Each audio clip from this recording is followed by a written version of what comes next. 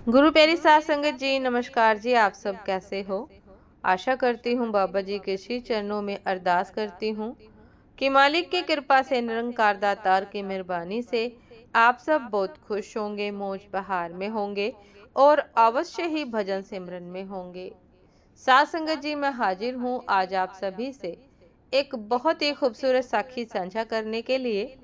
उम्मीद करती हूँ ये साखी आप सभी को बहुत पसंद आएगी। तो साथ संगत जी, चलिए आइए समय ना गवाते हुए साखी को आप सभी से साझा करते हैं जी। साथ संगत जी, महाराजा विक्रमादित्य प्राय अपने देश की आंतरिक दशा जानने के लिए वेश बदलकर पैदल घूमने जाया करते थे। एक दिन घूमते घूमते एक नगर में पहुंचे। वहां का रास्ता उन्हें मालूम न था। राजा रास्ता पूछने के लिए किसी व्यक्ति की तलाश में आगे बढ़े। आगे उन्हें एक हवलदार सरकारी वर्दी पहने हुए दिखा। राजा ने उसके पास जाकर पूछा कि महाशय, अमुक स्थान जाने का रास्ता क्या है, कृपया बताइए। हवलदार में अकड़ कर कहा हवलदार ने अकड़ कर कहा कि मूर्ख, तू देखता नहीं मैं हाकिम हूँ। मेरा काम रास्ता बताना नहीं है। चल हट, किसी दूसरे से पूछ। राजा ने विनम्रता से पूछा कि महोदय, यदि सरकारी आदमी भी किसी यात्री को रास्ता बता दे तो कोई हर्ज तो है नहीं। खैर, मैं किसी दूसरे से पूछ लूंगा, लेकिन इतना तो बता दीजिए कि आप किस पद पर काम करते हैं।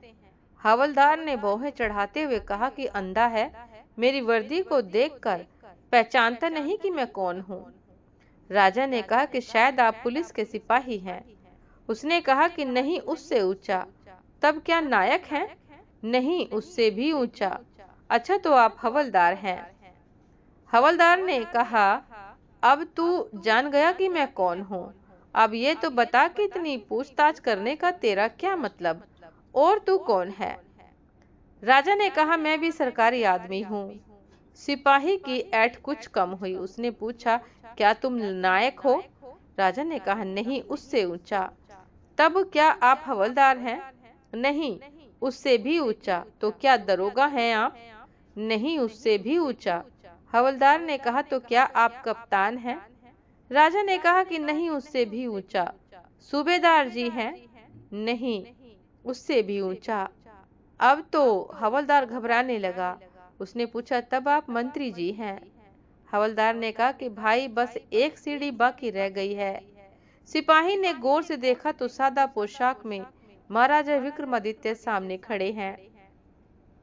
साथ संगत जी, हवलदार के होश ही उड़ गए।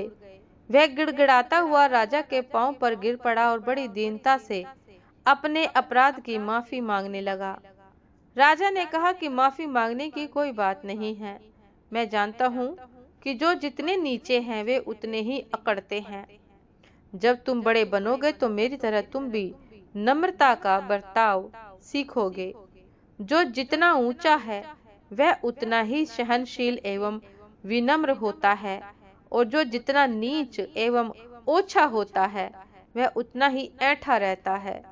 इसलिए कहा गया है, विद्या विवादाय धनम मदाय, शक्ति परेशान परिपीडनाय, खलस्य साधोर विपरीत में तत्, ज्ञान्य दनाय च रक्षणाय। अर्थात दुष्ट व्यक्ति के पास विद्या हो तो वह विवाद करता है, धन हो तो घमंड करता है, और यदि शक्ति हो तो दूसरों को परेशान करता है। लेकिन साधु प्रकृति का व्यक्ति विद्या ज्ञान देने में, धन दान देने में और शक्ति दूसरों की रक्षा करने में ही उपयोग करता है।